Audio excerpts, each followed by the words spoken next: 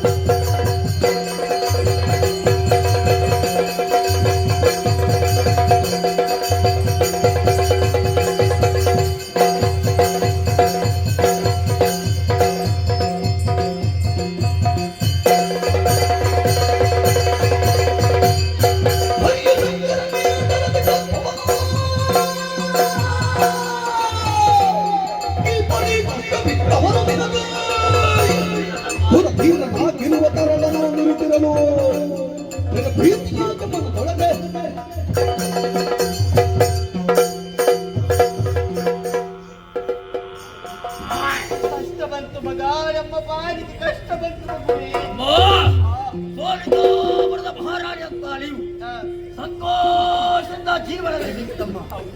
ಆದರೆ ಈ ಸಮಯದಲ್ಲಿ ನಿಮ್ಮ ಪಾಲಿಗೆ ಕಷ್ಟ ಬಂದಿದೆ ತಾಯಿ. ಅಮ್ಮ, ನಿಮಗೆ ಕಷ್ಟವನ್ನು ಕೊಟ್ಟವರು ಯಾರೇನು ನಾನೀಗ ನಿಂತುಕೊಳ್ಳಿ. ನಮ್ಮ ಬಂದವ ಇಲ್ಲಿರುತ್ತ ಮುದ್ದು ಕಂದ ಕಂದ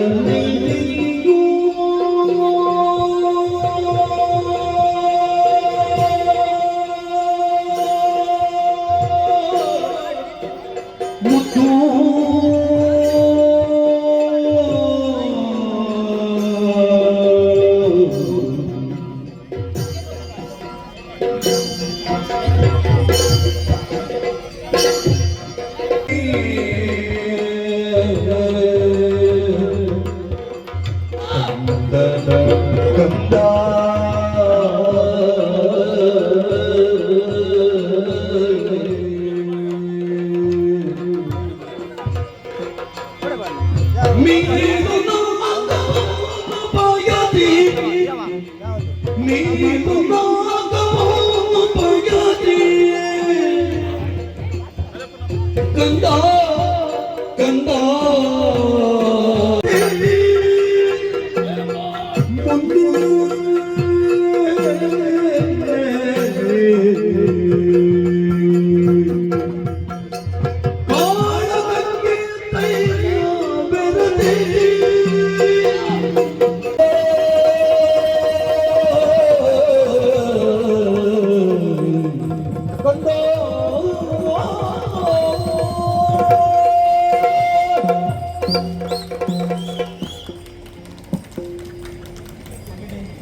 ವೀರೋಚಿತವಂತ ನಿನ್ನ ಮಾತುಗಳನ್ನು ಕೇಳಿದಾಗ ಮಾತೆಯ ಮನಸ್ಸಿಗೆ ಪರಮಾನಂದ ಉಂಟಾಯಿತು ಮಗ.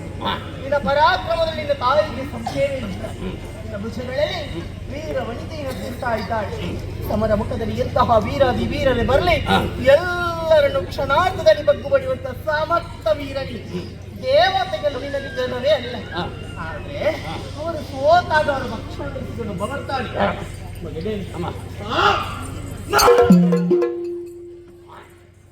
ಅಮ್ಮ, ನಿಮ್ಮ ಮಾತಿಗೆ ಪ್ರತ್ಯುತ್ತರವನ್ನು ಕೊಡುವುದಿಲ್ಲ ತಾಯಿ. ಆದರೂ ಒಂದು ಮಾತನ್ನು ಕೇಳುತ್ತಾ ಇದ್ದೇನೆ. ನಿಮ್ಮ ಮಾತಿನೊಂದಿಗೆ ಈ ಘೋರವಾದಂತಹ ಅರಣ್ಯವನ್ನು ಸೇರುತ್ತೇನೆ. ತಪಸ್ಸಿನ ಮೂಲಕ ಬ್ರಹ್ಮದೇವರನ್ನೇ ಮೆಚ್ಚಿಸಿಕೊಳ್ತೇನೆ. ಬೇಕಾದಂತಹ ವರವನ್ನು ಕೇಳ್ತೇನೆ ತಾಯಿ. ಅಮ್ಮ, ಆ ಹೊತ್ತಿಗೆ ನಿಲ್ಲುವುದಕ್ಕೆ ಬೇಕಾಗಿ ತಂದು ಕೊಡ್ತೇನೆ ತಾಯಿ. ಮಕ್ಕಳಾಟಿಗೆ ಸಲ್ಲದು ಮಗು. ನಿದ್ರೆ ಆಹಾರಾದಿಗಳನ್ನು ತ್ಯಜಿಸಿ ನಿಷ್ಕಲ್ಮಶವಾದ ಭಕ್ತಿಯಿಂದ ನೀನು ವಧಿಸಿದ್ದಾದ್ರೆ ಭಗವಂತ ಒಲಿದು ಅನುಗ್ರಹಿಸಲಿಕ್ಕೆ ಸಾಧ್ಯ. ಅಮ್ಮ, ಹೋಗ್ತೇನೆ ತಾಯಿ. ಹೆತ್ತವೇ ಮಾತನ್ನು ಇಳಿಸಕ್ಕೆ ಬೇಕಾಗಿ ಕಾರಣವನ್ನು ಸೇರಿಸ್ತೇನೆ. ನನಗೊಂದು ಆಶೀರ್ವಾದ ಮಾಡಿ ಕಳುಹಿಸಿಕೊಡ್ಬೇಕಮ್ಮ. ಏನು ಹಾಗಂತ ಬರಿದೇನು ಹೋಗುತ್ತಿಲ್ಲ. ಏನು ಅಂತ ಬೆಳಗರಿಗೆ ಇರುವುದಿಲ್ಲ. ಖಚಿತವಾದಂತಹ ಖಡ್ಗ ನಿನ್ನ ರಕ್ಷಣೆಗಾಗಿ ಸ್ವೀಕರಿಸು.